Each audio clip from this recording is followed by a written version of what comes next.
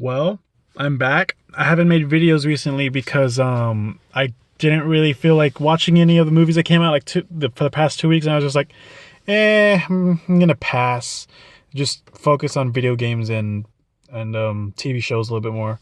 But I just saw Justice League, and by the way, more videos are gonna come out more frequently these coming weeks because there's gonna be more, like a bunch of like Oscar movies, like Oscar baity type movies. So they're gonna be more like, they're not gonna be just like meh movies like a Murder on the Orient Express or fucking Jigsaw or shit like that.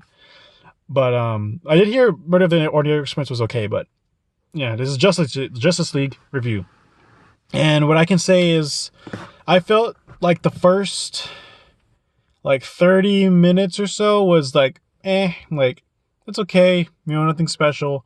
But once they get the Justice League crew together, the movie picks up and it goes like really, really, really, really smoothly after that. But the moment leading up to that is very choppy. Like, the best way I can explain it is that they're good scenes that are poorly stitched together. Like, cool scene, awesome scene that didn't have to be there, but it was still a cool scene to see.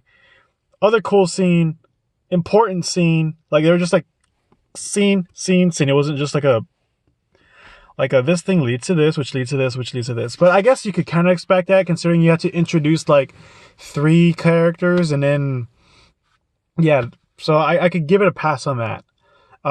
If you want something very quick, just say, Chester, just tell me the fucking thing. Should I go see it or not? I'll say yes, you should see it. Did I love it?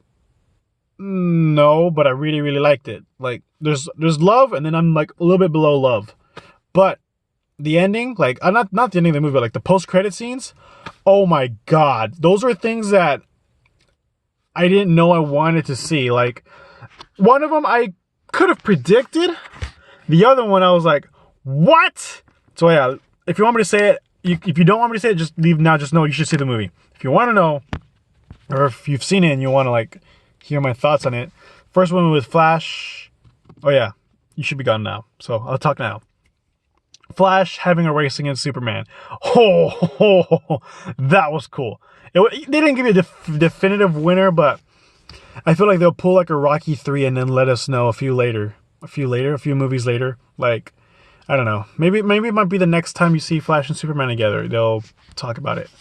And then the Lex Luthor one, I was like, oh, okay, Boy Young and Lex Luthor. And then the dude's laughing. There's a bald dude laughing. I was like, is that a Joker thing?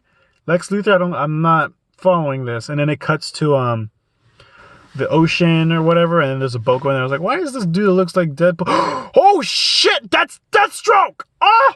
And I was like, what? And like, I knew Deathstroke was gonna be like in a Batman movie or something, but like, I was not expecting they'd take off his mask and to show who the actor is. That looks like Joe Manganiello with like white hair. I was like, oh my god, this is fucking cool. And then all the theater was like, yeah. Oh, that was cool. And I really, really enjoyed Cyborg, because when I saw the trailers, I thought, is this guy, like, it looks bad, like the CGI on him was like, man, trailers, but it looked pretty good. Well, I already told the other people if they wanted to, that I liked the movie, but I didn't tell them something bad about the movie. And it's Steppenwolf CGI. Hot damn, he looks like shit. Like, whoever like said, oh, I'm guessing Joss Whedon said it was okay. Like, hey, it's good to go. Let's put that out there. Stinks. Not good on that. I heard people complaining about CGI on Superman's mustache thing. I mean, I feel like I noticed it because I was told, like, oh yeah, there's that Superman mustache CGI. And like, I feel like if I didn't know that, I wouldn't have looked for it, so I wouldn't have noticed it. But the Steppenwolf thing, I was like, yikes. And then there's a scene with Aquaman where he's talking to Ben Affleck, or Bruce Wayne, not for long, about he was recruiting him to the Justice League or whatever. And there's a scene where the camera goes and it shoots like towards Aquaman, and the backdrop, I was like, oh, that's like Walking Dead episode where Rick is in that fucking junkyard scene. It was that bad. But that was literally the only problem with the CGI I had. You know, CGI stuff with the Flash with his lightning effects, it was super cool. I thought Cyborg looked pretty badass. Superman, that lip thing, but that was only because I was told about it, and I feel like I wouldn't have noticed if I wasn't looking for it. But besides that, they did the Superman stuff really cool. I was like, are they gonna make Superman the bad guy for the whole fucking movie?